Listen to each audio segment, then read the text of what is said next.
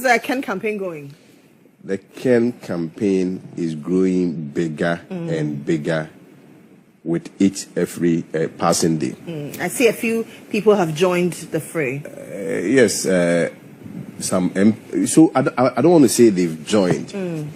Most of these MPs has always been with us, except that this time around, most of them want to be visible publicly. Okay. Politics is a game of strategy.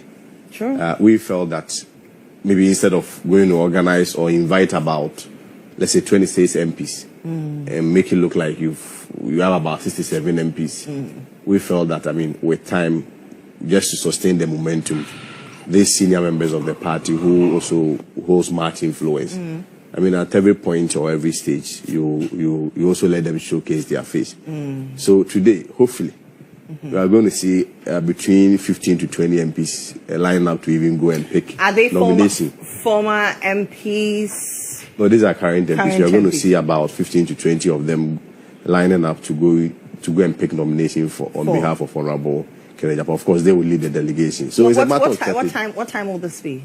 That's why I say hopefully today. I've not had the full clearance yet on the specific time, but I'm sure within the day we should be done. Maybe in the afternoon from between 12 to 2 thereabout, I'm sure. All things being equal. Sometimes we plan and things may not be as we expected. So I am very confident that today, hopefully, we should be able to pick the form. And the point is, you have seen the trend that there's been a mass shift to the Agyapong's camp. As at now, just like you saw on social media, Dr. Sibe, Abnao Asare, Honorable Ampabin, the Joso MP. A number of them. The also that of the Offenso South. All of them yesterday.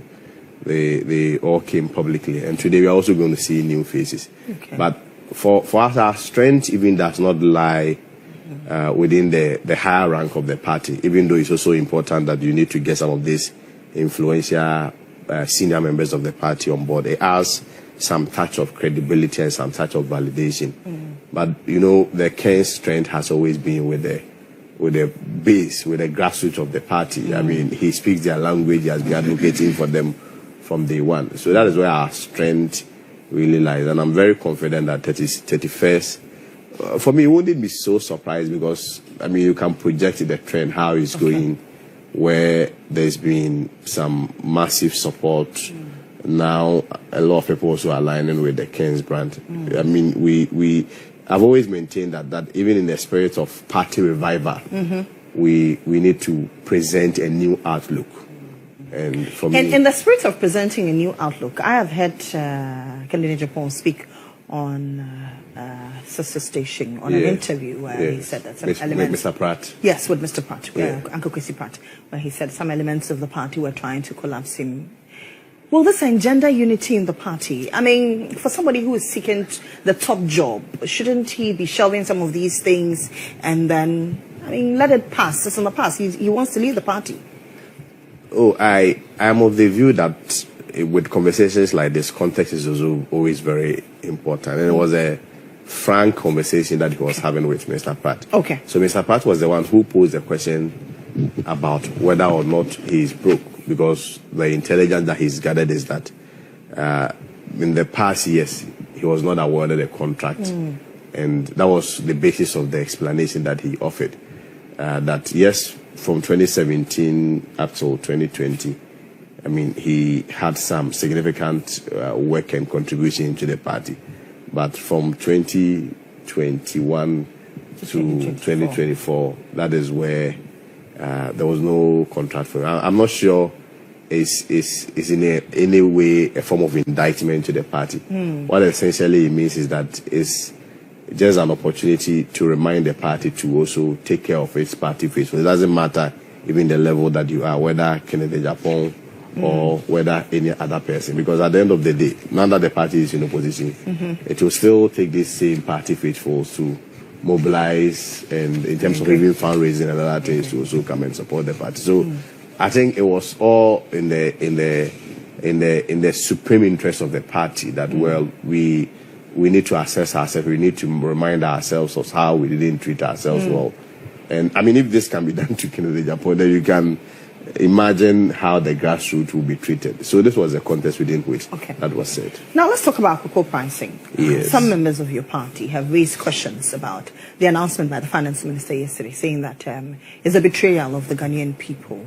Why does your party think so?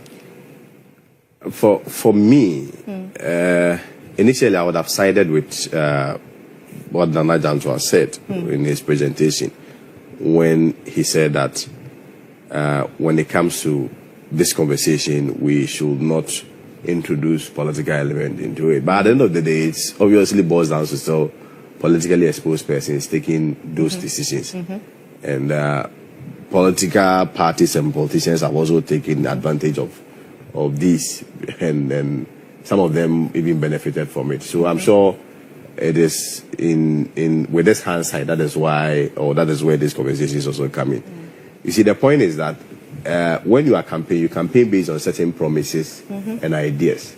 And based on that, the people accept you or give you that mandate. We have to remind ourselves some of the promises that were made during the NDC campaign, where President Mahama, recall the last part when we increased cocoa pricing. I think it had a significant increase, about 1,305 cedis, if I recall. You recall the comments that came, and the surrounding comments that it was paltry, were cheating the farmers, and that they are going to increase it about 70% of the FOB price, and that when they come into power, the minimum amount that they are going to sell is 6,000. I'm sure the time that they were making these comments, obviously, it was based on certain information that they were privy to, clearly. So if it happens that now you are in power, that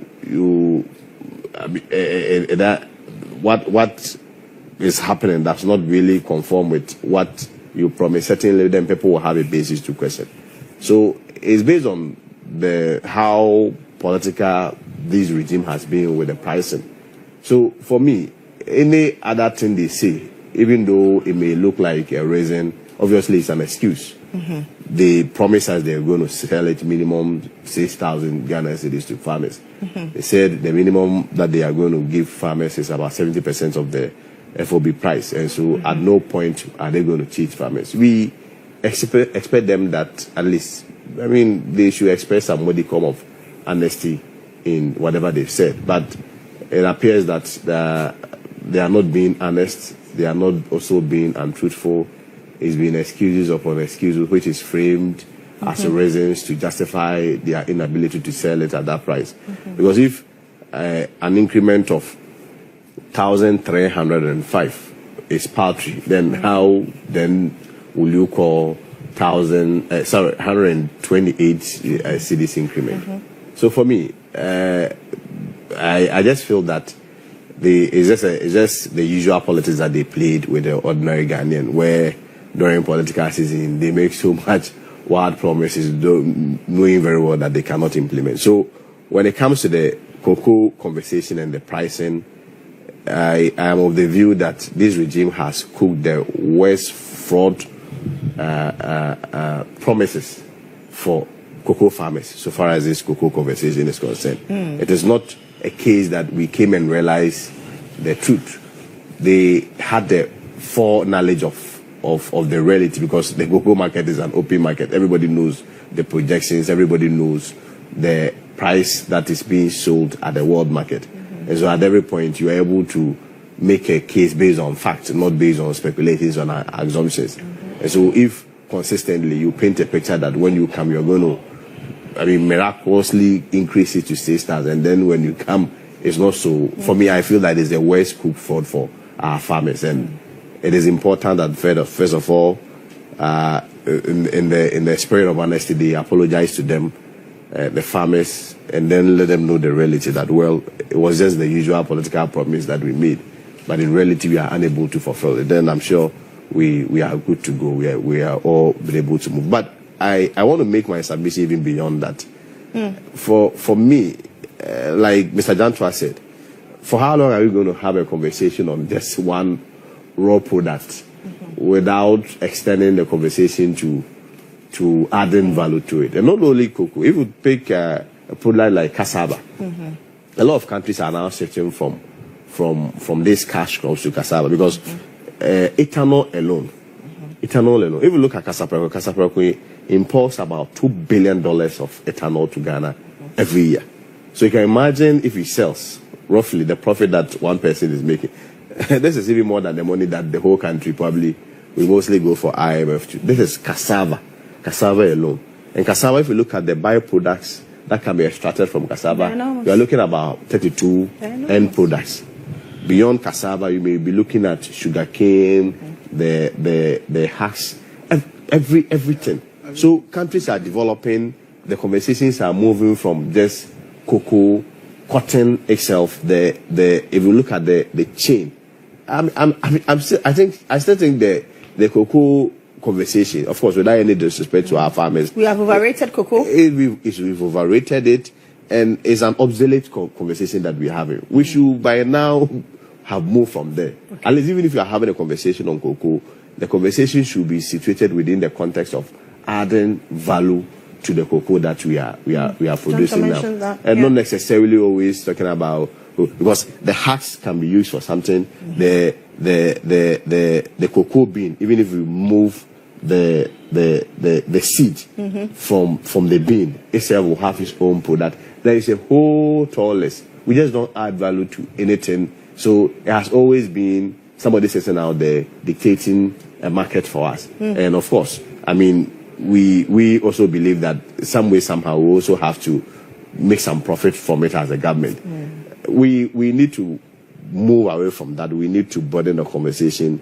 And of course, I mean, get to a stage where we say that we are using agriculture to transform our socioeconomic fortunes and making that very... And of course, I mean, this is just to chip in. That will be the trump card of Agyapong's campaign. It will be anchored on employment, job creation. It will be anchored on agriculture. It will be anchored on tourism, and also be anchored on decentralization, where ministries will not necessarily be only located in Accra. But for instance, you look at Ministry of Education may be taken to Central Region. If you look at, let's say, Ministry of Energy, in the spirit of decentralization, it can go to, let's say, Western Region. We want to decentralize the country and also grow the other capitals. But our trump card is really on agriculture and job creation, where the extractive industry within the agriculture space, the chain within the agriculture space, we're able to add more value to it so that it really creates jobs. And for me, that is where the cocoa conversation should start from, and not necessarily always arguing about pricing. As for pricing, we know that the government was just dishonest about it. They just played politics with it. Now they are confronted with reality. And for me, I insist they have to do the honorable thing. Other than that... The honorable thing being? Oh, they just have to apologize to the farmers that, well, the 6,000 that we promised was just the usual politics. Because they didn't do it. And I'm not sure they will ever do it. Because, you see, the point is that at every point, the price will also change at the world market. So if it goes up, you are not also going to give them 6,000. You probably may also have to go beyond 6,000. If it comes down, the 6,000 that you promised, but at the end of the day, at least they even give us a picture of how they are going to do it in a percentage, 70%. 70% of the world market price should not be giving us the 3,000, the 128 difference that they've added. It should be selling at least a minimum of 6,000 or 6,100 if you do the calculations. So practically, if you realize you can say that about 52% to 53% is a loss to the farmer, where such monies or the government is not explaining to anybody. And of course, we didn't make such promise, because we know that at every point government provides inputs to cocoa farmers, and so some way, somehow, the government also regulates the market. But then it's not like you've not been in government before. You've been in government before. Yes, still you made that profound promise that you are going to do A, B, C, D. Today you came and it's not so. I think the right thing for me is for them to offer an explanation. That explanation should just be to, make a very dispassionate apology to the farmers with regards to how they played politics with their minds. Of course, I mean, a lot of farmers believe it because that's also the reason why they went to vote for them. But if any farmer is watching me, they should get to know that there is no way these people are going to implement the 70% thing that they are going to, they promise. They always give reasons or excuses and brand them as reasons. Let me add just a little bit to the added value bit. And I can't mention the company's name because we'll be advertising for them. Oh, he's been advertising for. Do you know there's a company? Do you know there's a company in Ghana, a Ghanaian company in Ghana, that extracts the skin around the bean, the white skin around the bean, and turns it into juice? Really? Yes, in Ghana here. And these are the companies we need to help. They take the bean after it's slashed, and they take the skin off, that white sweet skin off, and turn it into juice. But the cost of production is high. These are the kind of companies we need to look at so that the cost of production can be brought down. Packaging alone can be a challenge. Apart from that, you know what the Swiss are thinking of doing now?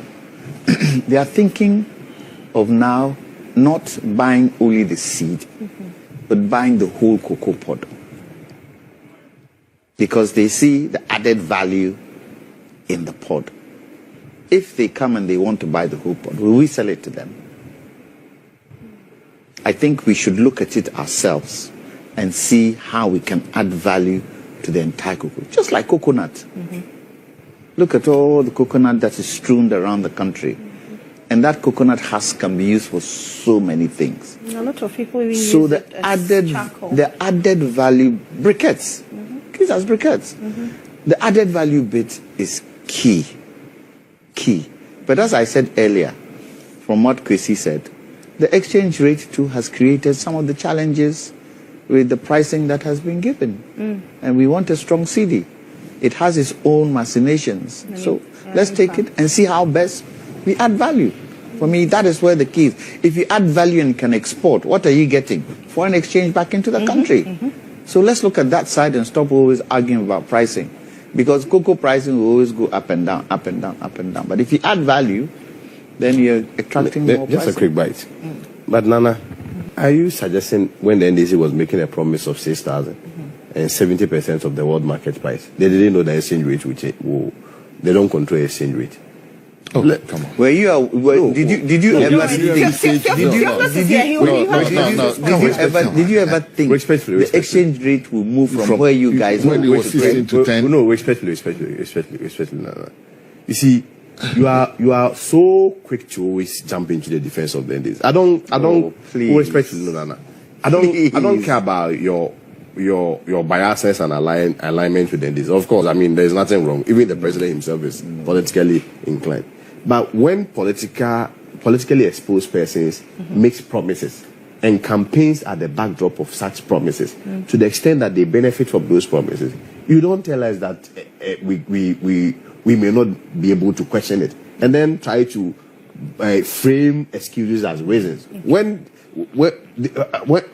is it the first time you are going to deal with exchange rate? It is the word. The word of politicians. I'm coming. Your party does it. Every party does it. Exchange rate will. It is the more. Do it. I am saying that you benefit. Exchange rate will always be there. Okay. Let me allow you. They have failed the farmers. We That's all all. do it. Okay. Your party does it.